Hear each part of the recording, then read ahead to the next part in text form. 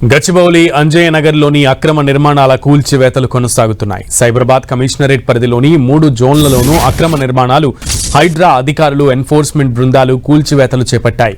అంజయ్య నగర్లో G+5 భవనాన్ని కూల్చివేస్తున్నారు. 3 జోన్లలోనూ enforcement special drive చేపట్టింది. ఇందులో భాగంగా నిన్న ఒక్కరోజే 17 అక్రమ నిర్మాణాలను కూల్చివేశారు. శేర్లింగంపల్లిలో 7, కుకట్పల్లి జోన్లో 2, కుత్బుల్లాపూర్ జోన్లో మరో 8 అక్రమ నిర్మాణాలను కూల్చివేశారు.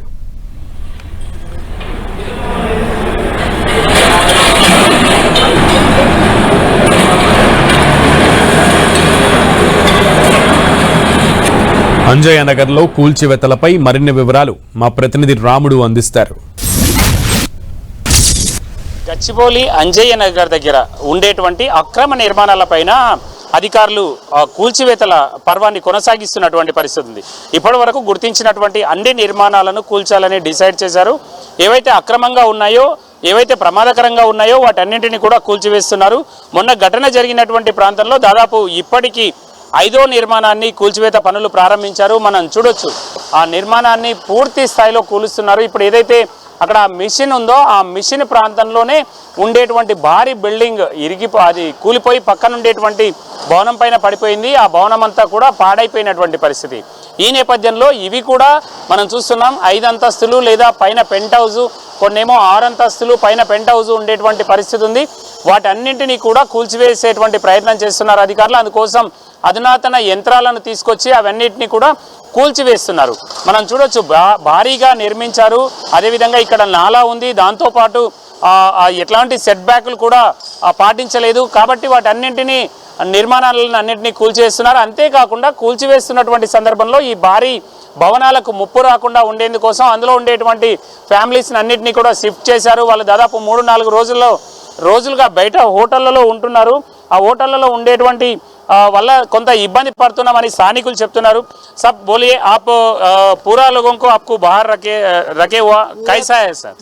30 रेजिडेंट को यहाँ से 30 फैमिली 4 दिन से 22 अगस्त से ही बाहर है और we are facing a lot of problem financially अंदर एस्पेक्ट और इसमें एजेड पीपल भी हैं जिसमें मेडिकल प्रॉब्लम है, बच्चे हैं जिनको मतलब खाने पीने के हर तरह से प्रॉब्लम हो रहा है. तो सर वैसे तो बहुत अच्छा काम हो रहा है सर, क्योंकि it was risk for us, बहुत बड़ा रिस्क था.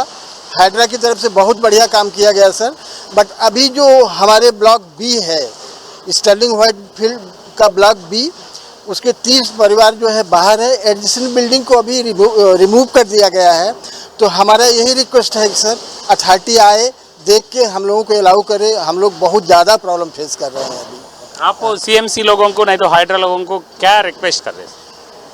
CM से हाइड्रा से यही रिक्वेस्ट है कि कोई ऐसी अथॉरिटी जो स्पेशलिस्ट हो इसको देखने में, they should come on site पे आके असेस करके हम लोगों को जितनी जल्दी से जल्दी हो सके अलाउ करने की कोशिश करें. आपका बहुत ही मतलब हमारे ऊपर आसान होगा, प्लीज़. ఇది మనం చూస్తున్నాం, ఇక్కడ ఉండేటువంటి ఈ భవనాల్లో ఉండేటువంటి రెసిడెంట్స్ ఎవరైతే ఉంటారో వాళ్ళు కొంచెం తాము ఇబ్బందులు పడుతున్నాము. హోటళ్లలో అంటే సీనియర్ సిటిజన్స్ ఉన్నారు, వాళ్ళ మెడిసిన్ కానీ అదేవిధంగా ఇంట్లో తీసుకునేటువంటి ట్రీట్మెంట్ అంశంలో కానీ ఇబ్బందులు పడుతున్నారు. కాబట్టి వీలైనంత త్వరగా అంటే ఇక్కడ కూల్చిన వాటికి కూల్చేశారు, ఇక కొంత మాకు ఇబ్బంది లేదు కాబట్టి మమ్మల్ని అలౌ చేయాలి ఇండ్లలోకి అనేది వాళ్ళు రిక్వెస్ట్ చేస్తున్నటువంటి పరిస్థితి ఉంది. అయితే ఇంకా భారీ నిర్మాణాలు దగ్గరగా ఉండడం అంటే అది 15-20 మీటర్ల దూరంలో అవి ఉన్నాయి కాబట్టి ఏదైనా ఆ నిర్మాణాన్ని కూల్చేటప్పుడు ఏదైనా ఇబ్బందులు వస్తే వీళ్ళకి రాళ్ళు పడడం కానీ లేదంటే దుమ్ము రావడం కానీ అట్లాంటిది ఉంటుంది. కాబట్టి ఆ టైపు కూడా వాళ్ళు ఆలోచిస్తున్నట్టు తెలుస్తుంది అధికారులు. అయితే పూర్తి స్థాయిలో దీన్ని పరిశీలించి తమకు అనుమతులు ఇవ్వాలనేది వాళ్ళు చెప్తున్నటువంటి పరిస్థితి ఉంది.